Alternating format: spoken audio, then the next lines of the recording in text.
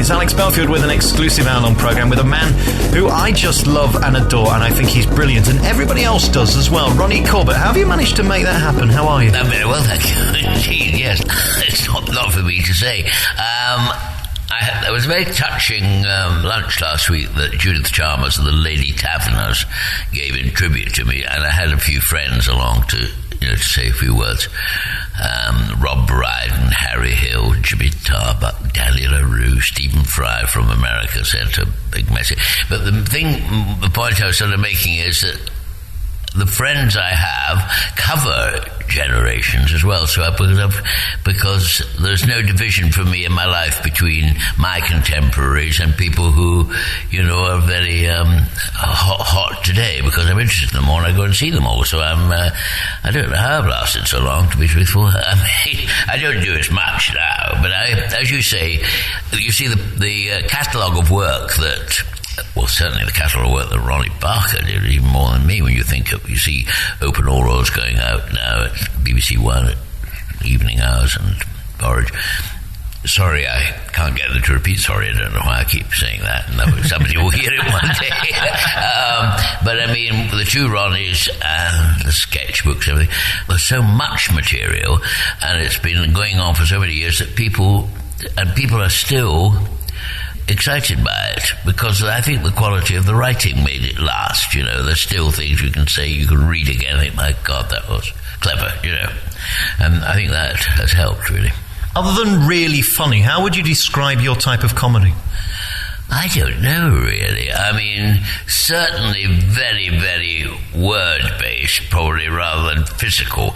The funny thing about comics, in a way, is, well, I certainly speak of myself, that I started off being quite funny naturally in myself, do you know what I mean?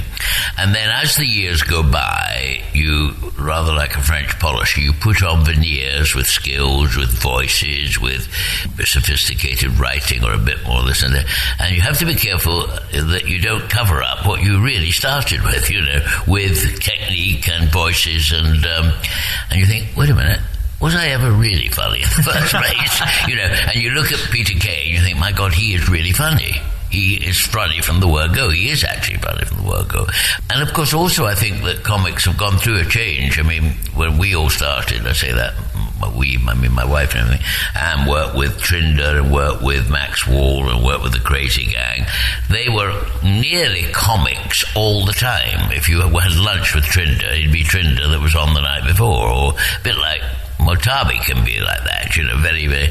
Whereas the generation that followed, like John Cleese and Michael Palin and Eric Idle, are not really funny as themselves. They are just normal folk, and then they go into a funny mode. So it changes a lot, really. Do you think those people are more actors than comedians? They're probably actors with a funny angle on things when it comes to writing down.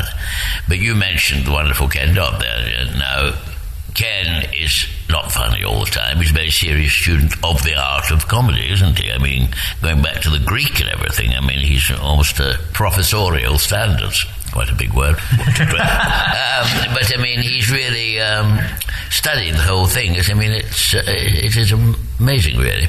Yes, it's just quite amazing, really. Has Ken tried to change, or has he always been there on his own with his tickling stick and a hat or a big drum? He never wanted to do sketches or anything, or I don't think he did, no. No, it was just that. He just wanted to stand on stage and tell jokes, as far as I understand. But I was saying to you before we started talking about this that I did read the interesting piece about him, because, of course, the business has undergone a little bit of a change. There is this new thing called stand-up, which is terrific and very exciting in a lot of people's hands, but it's quite different from what Ken did or what I do, or in as much as these chaps arrive in the T-shirt and the leather jacket, and you see them having a half pint of lager before you go into the theatre. Then they come on and think, oh my God, that was him. He was standing next to me in the bar a minute ago. And he entertains you for an hour and a quarter, and he goes off and he's back in the bar afterwards, and there he is again. In our world, we're in a little dressing room getting ready, and we pee like out of a cracker, They don't really tell jokes either, do they now? No, they don't. No, they do. I mean, they have a fantastically original way of rambling round and being very funny and quite rude and saying things, talking about subjects that we wouldn't talk about, sort of rude, but not deeply offensive, just little islands of extreme rudeness, and then, but very good with words and very good with, very entertaining, really. It seems to me now that of all the comedians that are left, Ken Dodd's probably our greatest stand-up comedian. We've lost so many, probably in even the last 10 years with Les Dawson and people like that. Would you agree? Yes, absolutely. And he's been the greatest for ever, really, since... yes, he has been, a great legend. I've met him about 3 or 4 times and spoken on the telephone recently too, funnily enough. And I don't know how he exactly works, but I do know that when he did the shows at the BBC, he used to. I mean, he always rolled up all the. In those days, autocue was all on rolled paper. All his jokes were all rolled up, put in the case, and props were put in another case, and he had them, and he in the car and away somewhere, But I know he's an avid collector of things to say, and he used to write things all over his hand. I don't know if he does, and slipping in new bits. I mean, he must have a fantastic memory, really. Of course, great memory. And he writes long notes about every show he does. Did you ever do that? No, I never did that. And, well, I mean, what sort of things might he write? I've never seen them, but from what I understand, he can tell you what happened in Glasgow in 1997. He can tell you exactly how a joke went, and the jokes that went well and the jokes that went badly. It's that detailed. God. Is he changing all the time? Is it like a snake skin? A bit goes off the front and a new bit comes on at the back? Is that sort of thing? Or very slowly now, because, of course, when you've got 5 hours of material, you can't replace it all. I know. And of course, in it, he does wrap up some real old jokes as well. I don't mean jokes, but gags. Oh my God, I'm surprised he's still doing that one, wrapped up in the new ones, But still, no, lovely, wonderful. I think his mantra is if it gets a laugh, it goes in. That's right. Not worried about people saying, oh my God, that's a creaky one, Yeah. I loved your DVD from a couple of years ago, which was so entertaining. And again, your way in which you deliver is gentler than Ken Dodd. You don't bang it at the end as he does. No, I've always been, I'm afraid, a bit like that, a bit on the gentle side. Do you have a plan to do another tour? Because, people love seeing you live and you're good at it. Well, I am. Quite enjoy it. An hour is enough for me to do. And I've got probably a bit of a complex about getting enough new stuff, because I know one of the glorious virtues of the new generation, like Harry Hill, or I don't mean he's that new, but I mean young compared to me, and even Divine... Victoria Wood. Have a new hour each year they go out. How do they find it, And I said, I couldn't go out again and do the same stuff. I'd be frightening people. I said, people won't remember, and the same people won't come to see you either, but I hang on to stuff and don't change it as much, because it's very difficult to find, of course. I have, and as you have new material, of course, or you do new material, you don't do it with the same vigor and attack as you do the old stuff, because you're not so sure of it. It's a bit like with the dog growling at you, they do everything. Oh, I'll do this gently until you need confidence, really. Do you still enjoy doing the live stuff? Yes, I do. I really quite like doing corporates. That's about I enjoy a half hour or 35 minutes. When it gets over an hour, I get bored of myself. Never mind. Were you a funny child? I would think probably quaint rather than funny. I don't know. I know I wasn't. Although I'm short, I never had to use comedy as a defense mechanism at school, because I wasn't bullied or anything. So there must have been a sort of air about me, or an aura about me, that protected me from possible bullying. People must have thought, well, he's got enough to say for himself, and I think he can stand his own ground. But I don't remember being funny. But I was, of course, when I first performed in the church youth club at the age of 15, now 16, I was obviously funny. And that was the turning point of my life, because I realised I hadn't known what to do, and then I suddenly found this facility, which was rare because I hadn't found in any part of my life a facility that I found at that time on the stage, a comfort zone I was in, and I thought, this is a little message, a little sign I'm getting here, and I grabbed hold of it and followed it relentlessly from then onwards, really. So that was a blessing. Once you've had a laugh on stage, can you ever go back and be a serious actor, do you think? Well, it's very, very, what is the word I'm looking for? It's very, very addictive, yes. Yes, you would have a job playing a straight role. You will always be looking for a little gap where you can get a laugh, really. So it is, yes, a very addictive thing to be able to do, really. Professionally speaking, when was the turning point? Was it when you did the Frost programme and you met Ronnie Barker? Yes, the Frost Report, definitely, yes. David Frost changed my life, really. I thought my life was going to change before that, because one afternoon I had this phone call from Joan Littlewood, of all people, saying, I'm doing a musical which has been written by Lionel Bart. It's going to be designed by Oliver Messel. It's going to be choreographed by Paddy Stone, and it's about Robin Hood, and I'd love you to be in it, playing Will Scarlett. And I thought, well, my goodness me, that is a turnaround. And of course it was really turned out to be one of the biggest disasters of all time, called Twang. And but just round the corner from that offer, David Frost rang me up and said, I'm about to do a show called The Frost Report, and I have to tell you that if Twang runs, you won't be able to do it, but if it comes off like it looks it might, and Twang came off, and I did The Frost Report, and from that moment on, my life changed. So David Frost really was the major turning point, yeah.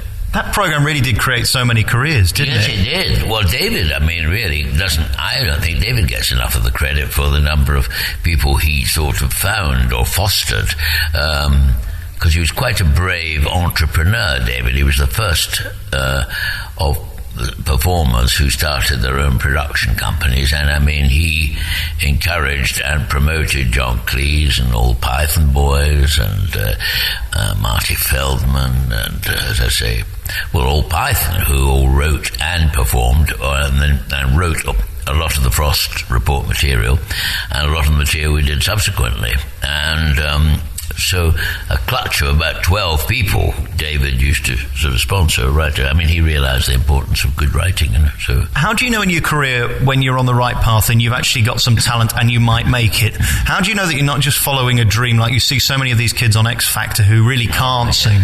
Yes. Well, of course, the thing about Ron and I is, as Danny said the other day at the lunch down in the room, that we, and he certainly, well, like Ken Dodd, we're talking about theatrical people. We were theatre trained in the theatre with all the skills of being heard and standing still when you're supposed to stand still and not sitting down, and the costumes and all the rules. You're being in half an hour before, and 35 minutes in fact, because the half an hour is peculiarly not a half hour, it's actually 35 minutes, and all these little rules that you lived by because you were theatre trained.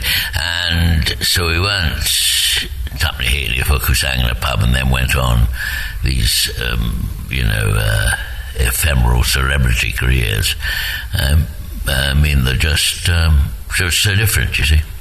The whole business has changed since your day, hasn't it, in a way? You would never have dreamed of going to the BBC and saying, I haven't got any talent, I don't have an act, I don't have a show, but will you give me a job? I mean, people really do that now, don't they? I know, they don't. They go along and are bravely auditioned, and they don't seem to realise that half the time, too, the sadness is that half the time the acts that you see who are most tragically pathetic are being used for that reason. They're not really showing always the best of the crop.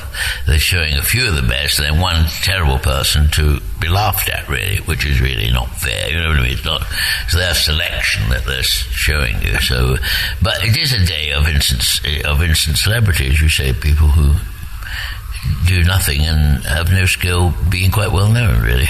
Not for long, though. It doesn't last very long.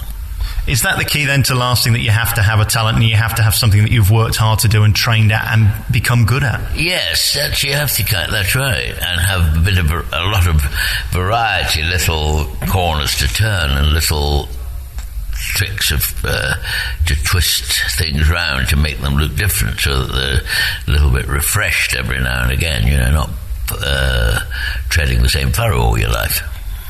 What about your parents? How proud were they when you got on the Frost Report and you got these first professional gigs that led on to the greatness that you've achieved since? Well, I'm pleased to say my mum and my dad were still alive, which is a terrific bonus. I mean, when I opened at the Palladium on my own, because of course the other thing about Ron and I, we did a lot of things separately and a lot together, but Ron was not interested in doing say a pantomime at the Palladium. To be honest, at that stage I don't think I was interested in playing the Ugly Sisters with Ron, because we didn't want to. We wanted to have half of our year separate and half our year together, and then I played Buttons at the Palladium, and with Clodagh Rogers, Julian Orchard, Terry Scott, David Kossoff. A lot of them are gone now. Clodagh still with us and doing well. My mum and dad came to the first night, so they saw it. And that's always rather nice, isn't it, when you're done? And they saw the first decent house we bought and everything, so he knew I was all right before he went, I think, really. And that must be a great thrill for you, knowing that he knew that. Yes, that's right. It was lovely. What about the Palladium? I mean, is there any greater thrill in terms of a place to perform? No, I don't. I think the Palladium, of course, has a very special place in my life, and most performers' lives, I suppose, in vaudeville people, because when we were starting off, I mean, you could always show your card and get a free ticket for a matinee at the Palladium. In the terrific days when Val Parnell ran the Palladium and the American top of the bills came, the Hopes, the Bennies, the Danny Kays, the Martin Lewises, the Mickey Rooneys, the Jackie Gleasons, and one saw them all. And you see, even those days when Bob Hope came up and Benny, they had a variety show in the first half, and Danny Kaye as well, and the second half they would do an hour, but they'd have people from their company pop on. Phil Harris would come on and chat to Bob Hope, and they'd do little shticks, but nobody was on forever, I mean, in the best days of Variety, when Variety bills were touring the Moss Empires, the Max Millers and the Max Walls, that type of top of the bill, would only do 22 minutes. The first spot comic, 7 minutes, that did. And if you went to 9, there was a knock on your door saying, take these 2 minutes out. 7 minutes, you're paid for it, 7 minutes, what we want. Because they were doing twice nightly, and it had to run to time, you see. So Max Miller would do 22 minutes twice nightly, and that's not as bad as doing an hour or 2 hours or 3 hours Ken Dodd has done since, you know what I mean? But the Palladium was... When I saw, Bob Hope, who was, of course, this fantastic giant of a jokesmith and big film star, when I went to see him at the Palladium, and the music plays, dee, dee, dee, dee, dee, dee, and going for dee, dee, dee, dee, dee, dee. Still no Bob Hope. Da da da da da dee dee dee dee dee dee dee dee dee dee. Ladies and gentlemen, Mr. Bob Hope. Dee dee, and the miles of music, the confidence he walked on with, and I thought, my God, it's just, is he real? It was because he'd been a huge film star, to me. They were great days, really. Wolf Phillips Band, Palladium, terrific. Who have you worked with who's impressed you the most? Let me see. Well, I met Bob Hope. That was fairly exciting. David Frost was going to interview Bob Hope in in the period when he was doing Frost on Friday, Frost on Saturday, Frost on Sunday. And I rang up David and I said, I'd like to be in the audience when you interview Bob Hope. And, I'll get a ticket for him. And it was done at Wembley. And I was walking along the corridor. I'd come out of the gents, actually, in the corridor at Wembley. I walked along the corridor. Who can come out the room in front of me? Bob Hope. He said, my God, your name is? He said, He said, I watched you last night on the television doing a cute little bit. This was no, that's me over here with Bing, he said, in Tom Jones' dressing room. I thought, that's not a bad trio to be watching. And he said, how old are you? I said, I'm 27 or 20. Well, very good, Ronnie. Nice to meet you. And then I went and sat in the audience, and he did all Mickey Rooney jokes about Ronnie Corbett because he'd seen a little gap talking about a short comic, and that was pretty impressive. Who have I? And then he introduced me subsequently at a charity thing in Grosvenor House. Who I met Crosby as well, and. Dalmahoy in Edinburgh when he turned up for a golf tournament. Who would be they're pretty impressive. Can't help but being impressed by these sort of presences, you know.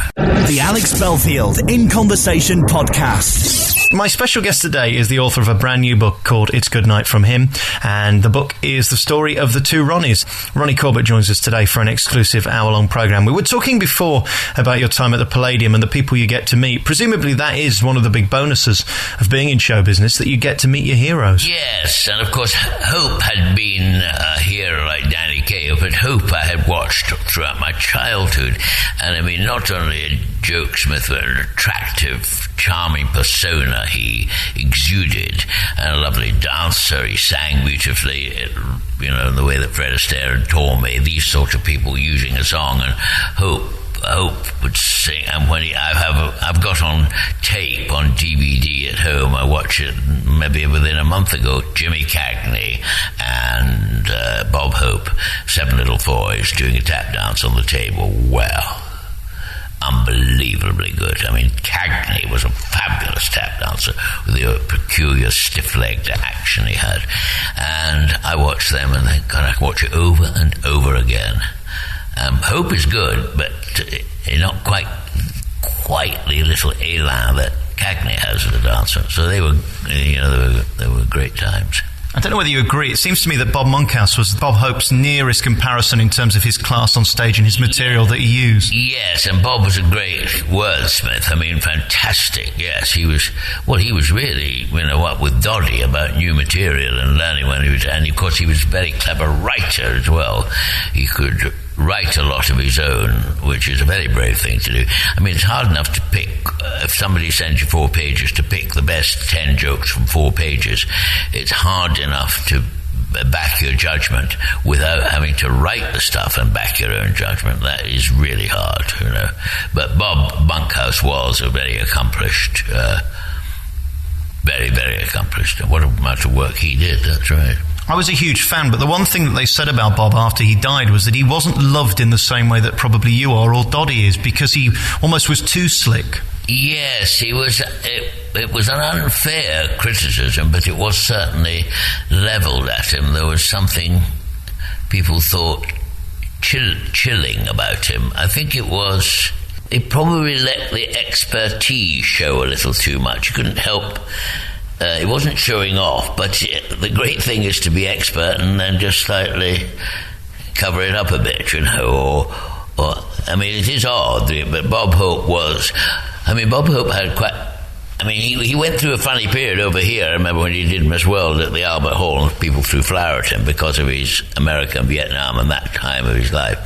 And he was a tough customer. I mean, there's no doubt about that within himself, but he was very, very good at covering. You know, Bob it was always a bit unfair about Bob because he was a very sweet man personally and everything, but I think he felt he had been unfairly tarred by that brush as well. Nobody likes a very attractive comedian, do they? No, or of course when we were growing up, nobody liked young comedians. I mean, I had this peculiar... that I must have sat and planned my life. I sort of did plan my life in a way.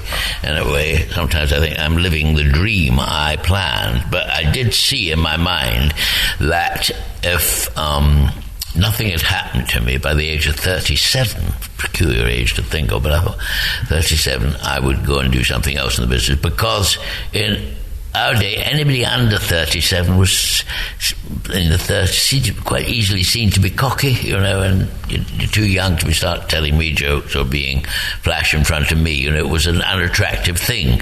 But in those days, of course, the young comics were appealing to family audiences, so it was easy to be cocky in front of granddads and mums and uncles. Nowadays, the young comics appear in front of young people, so they can be as cocky as they like, because they're all the same age, you know what I mean? You go and see Ross Noble's audience, they're all, or Ed Byrne, they're all a young audience. You don't see many uncles and aunts in there and things so much as you would see at Doddie's. Today's comedians, you mentioned Ed Byrne and people like that. Do you think they'll be around in 50 years' time? There's no way of knowing. Ed Byrne was very sweet, because my grandson, Tom, absolutely is a stand-up nut. He has seen everybody, he has read everybody, he is, right from Bill Hicks, he's a real knowledgeable thing about comedy. He sees everything, Last Saturday he was up seeing us, he slipped off to Croydon to see the Borat film, so he's really, far too fast for me, I'm afraid. And last year, because we got a house in East Lothian, so I go a lot to the festival, and he booked about 10 pairs of tickets because he was going to be joined by a school friend who sadly let him down. So I went to 3 of them with him, and I went to see Ed Byrne. And it is a funny procedure for me because the festival is very exciting, but it's very difficult for a well-known face, a well-kent face, to get into the theatre with the crowds and the rushing, the queuing and everything like that. So I have to make a prior arrangement to get what is called walked in, which is lovely, because the moment the act in front finishes, I'm walked into an empty theatre. So Tom and I were walked into this empty theatre and sat there chatting with each other, and the two, I'm not going to remember their names now, the boys who went before Ed Byrne were 2 brothers who do a sort of Cirque du Soleil act called the Carreo Brother, something anyway, and Tom had seen them, so he said, that's them tidying up their act, that's them, well, that's that one sweeping up, he's one of the brothers. Then this boy walks across the stage, his hair in a pigtail and a black corduroy jacket, drinking a plastic jug of beer, and Tom said to me, that's Ed Byrne. I said, really? Ed Byrne checking up a few things, still sipping his beer before the show, this is, and then he came back again. He said, that's Ed Byrne. Then Ed Byrne talked to the little lady who'd walked us in, and I could see him saying, is that my imagination? Or is that Ronnie Corbett? She said, that is Ronnie Corbett. So he came up and played and said, well, it's very nice of you to come, and I introduced Tom and then. And he did his act, and it was wonderful, terrific. And at the end, he walked off, and he came back and took his call. He said, I have to say, I was a bit nervous tonight, and I hope it was all right, because one of my heroes was in. Well, that really makes me tears running down my cheeks. They're nearly doing now. As I remember it, lifted his hand to me and walked off. And of course, Tom thought, God, that's wonderful. So, that is moving, really, when somebody contemporary like that, as clever as that, acknowledges the amount of work one's done. One has done a lot of work, of course, I forget that. God knows how many Two Ronnies we did, and when we did the sketchbook last year, the Christmas show got huge figures, We're back with our remaining moments with Ronnie Corbett, and we've got to talk about the Two Ronnies. The new book's in the stores now, and it is tremendous. It's a great insight into your life together, because I have to say you are one of my favourite comedians, as I told you earlier, and your skits together are just fabulous. And I'll tell you my favourite two. Yes. The one where you're on the phone. Oh, yes. You're reading out the shopping list. Yes. No. How do you manage to do that, to listen to him but not make it look as if you're listening to him? I know. Well, that's part of our job, I suppose. Written by David Renwick, that was. I always never know whether to say David Renwick, because that's a Scottish way of saying it, but I think David said Renwick, who wrote quite a lot of my chair spots as well. Yes, that is very good. Curious enough, I did it. It is very televisual. I did it in a Royal Command once with another actor. Ronnie didn't want to do it, or wasn't in the command with an actor. We really struggled with it in the theatre because it was too small for a big house, you know. But it is a good sketch. Yes, I'm glad you enjoyed that. What was the other one you were going to mention? The other one is where you're dressed as women with the pots and pans singing the song. Oh gosh, oh yes, right, yes.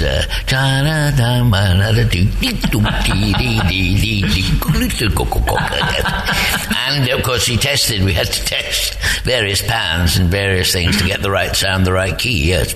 The one thing that struck me about that was you've got a live orchestra behind you, so not only had you got to worry about what you were singing, what you were playing, but you've got to worry that you were in time with the orchestra behind you as well. Yes, and remember the words, of course. Although we read a lot of that stuff. You see, we used to do that the Saturday night before. We were very skillful, if I may say so, at reading stuff. Otherwise you couldn't have done it weekly. I mean, my chair spot, you know, was all down on autocue, all worked out properly, and I kind of knew it. I was familiar with it. I wasn't staring at it like a startled rabbit. I mean, I could take my eyes off and play about with bits, but basically the text was there, so I didn't have to worry about it, and that was a great bonus to Ron, and all his monologues were all done on the same way on autocue. For anybody who's listening to this now who wants to be a comedian or get into the kind of thing that you did with the Two Ronnies, what is the greatest skill? Is it your memory or your ability to keep up with what's happening around you? Because that's what you see with a lot of people now, that they're not quite up to the material they're delivering. No, you have to be certainly extremely comfortable with what you're saying, and that takes a few weeks with a new bit of material, and then you get to a stage where you have little chunks that you may or may not go to, and then you sort of start to mess about. When I really mess about, or really lost my way, or really wondering, I'll pick up something and I'll do a bit about what I've picked up. So, and that's what people, of course, even though I'm lost and panicking, they laugh at it because they don't believe I really am. They think I'm putting on the panic, but it's actually there. Ronnie was such an interesting character and such a humble man. Whenever I saw him interviewed, which wasn't very often because he didn't do any, he didn't like taking any kind of praise whatsoever, and it was as if the genius came to him by accident and he didn't want to talk about it. No, that's right. I think probably he felt that by talking about it, it would elude him, you know, it would escape from him. And also it's very difficult to define what other people see in you as being funny. To start talking about yourself in that kind of rather, what would I say, self-possessed way is in itself kind of unattractive. To try to define what you do, you know. Say, what do you know, if people say, what do you think people like about you? Say, well, I think people adore me because I'm tiny and I've got brown twinkling eyes. So you have to, and Ron certainly, of course, he didn't like being interviewed because he didn't really know who he was as himself, as I say in the book. I mean, he couldn't even, you know, his local garden fete, he couldn't open in the summer. He's all right if you say, will you come along as, you know, with a moustache on and a big trilby and come along as the local squire. He could do that, you know, for 8 or 10 minutes and open the fete in that way. But unless he was a character, he didn't feel he was anybody, which is wrong, of course, but that's what he felt. Where do you think that came from, that lack of wanting any publicity? I mean, he goes against everything that is about being a celebrity, isn't it? Most people are self-congratulating and look for the kind of approval and press. He was naturally, you know, reclusive, and as I say, he didn't know who to go out as. That was part of it, you know. He was this actor, very funny character actor, and unless he had something to put round himself, he would sooner be, you know, living quietly.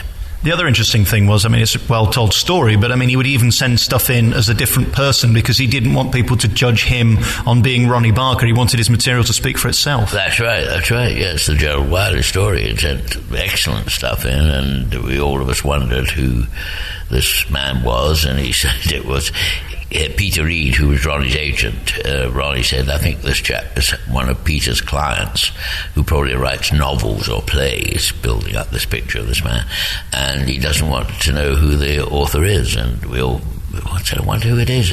And Tom Stoppard very sweetly said he was very pleased to be found in the list. He was one of the people who was being punted around, and Frank Muir was another one, and there was a huge list of possible people who were writing these sketches.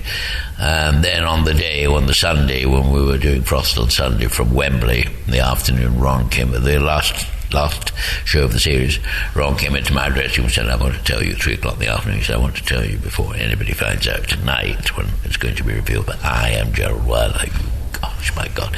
So we had this Chinese meal, and there was a blank chair, and this Gerald Wiley was going to sit in it, and Ronnie stood up when the food came on the table, said, I have to tell everybody that I am Gerald Wiley.